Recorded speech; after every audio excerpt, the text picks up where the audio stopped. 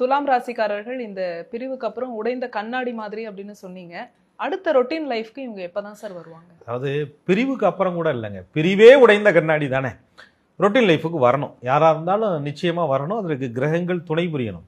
ஆனால் நம்மால் சந்திர பகவான் இருக்கிறாரு பாருங்க, அவர் மனசுக்கு காரக கிரகம்னு பேர். ராசி மேலே உட்காந்துருக்கிறாரு. அங்கே சித்திரையில் இருக்கிறாரா, சுவாதியில் இருக்கிறாரா, விசாகத்தில் இருக்கிறாராங்கிறது ரொம்ப முக்கியம். எந்த பாதத்தில் இருக்கிறாருங்கிறது முக்கியம். அதை பொறுத்து நவாம்ச நிலை மாறும். குரு பகவானும் சுக்கிர பகவானும் விட்டாலும் உள்ள இருக்கிற சந்திரன் விடணுமே. அப்போ என்ன பண்ணுவாங்க, அது துளாராசிக்காரங்கள் கிளீன். அது சுக்கிரன் இல்லையா, அந்த டிவியை 10 தடவை துடைக்கிறது, துடைச்ச ஜன்னலையே துடைப்பது, துடைத்த கதவையே துடைப்பது, கூட்டிய வீட்டையே பெருக்குவது. ஆண்களாக இருந்தால் வண்டியை துடைச்சிக்கிட்டே பேசிக்கிட்டு இருக்கிறது, வண்டி ஓட்டிக்கிட்டே பேசிக்கிட்டு இருக்கிறது, பாட்டு கேட்டுக்கிட்டே பேசிட்டு இருக்கிறது. ஒரு பொருளை துடைத்து கொண்டு சுத்தப்படுத்தி கொண்டு அதை தூய்மைப்படுத்தி கொண்டு தொடச்சேன் துணி கிளியும் வரை துடைத்தேன் அப்படின்ற நிலையில இவர்கள் வாழ்க்கையில தன்னை ஆசுவாசப்படுத்துவதற்கு, தன்மேல் இருக்கக்கூடிய கோபத்தை காட்டிக்கொள்வதற்கு, பிறர் மேல் இருக்கக்கூடிய கோபத்தை காட்டிக்கொள்வதற்கு, பிறர் மேல் ஏற்பட்ட அந்த பிரிவை தாங்கிக் கொள்வதற்கு, பிறரை பிரிவதற்கு கோபத்தையோ வார்த்தையையோ ஆயுதமாக துலாம் ராசிக்காரர்கள் பயன்படுத்துவதே கிடையாது. சுத்தப்படுத்துறது, கிளீன் பண்றது, தனக்கு தெரிந்த வேலைகளை செய்து கொண்டே இருப்பது, எழுதுனா எழுதிக்கிட்டே இருப்பது, பேசுனா பேசிக்கிட்டே இருப்பது, டிவி பார்த்துக்கிட்டே இருப்பது. அப்படி ரொட்டீன் லைஃபுக்குள்ள தனக்கு தெரிந்த விஷயங்களை, கடமைகளை திரும்ப திரும்ப செஞ்சு துலாம் ராசிக்காரர்கள் துக்கத்தில் இருந்து வெளியில ஒரு நாள் முடிவெடுத்து நிச்சயமாக வருவார்கள்.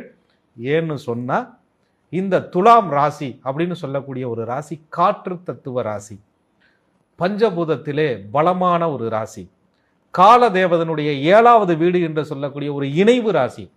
துலாம் ராசிக்காரர்களை ஒருவர் பிரிந்தால், இவர்கள் ஏற்றுக்கொள்ளவில்லை என்றாலும் கூட இவர்களோடு இன்னொரு உறவை ஏற்படுத்த இறைவன் தயாராக காத்திருப்பார்.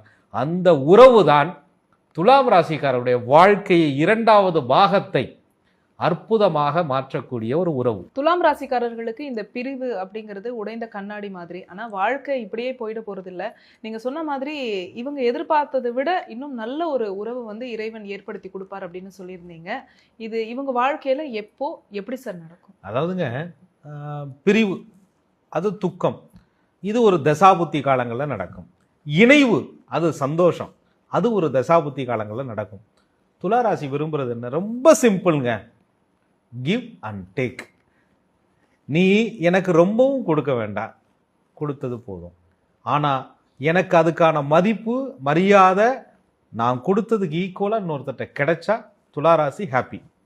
ஆக துலாம் ராசிக்காரர்களை புரிந்து கொள்வதற்கும், துலாம் ராசிக்காரர்களிடம் அன்பை பெற்றுக்கொண்டு அதைவிட பன்மடங்கு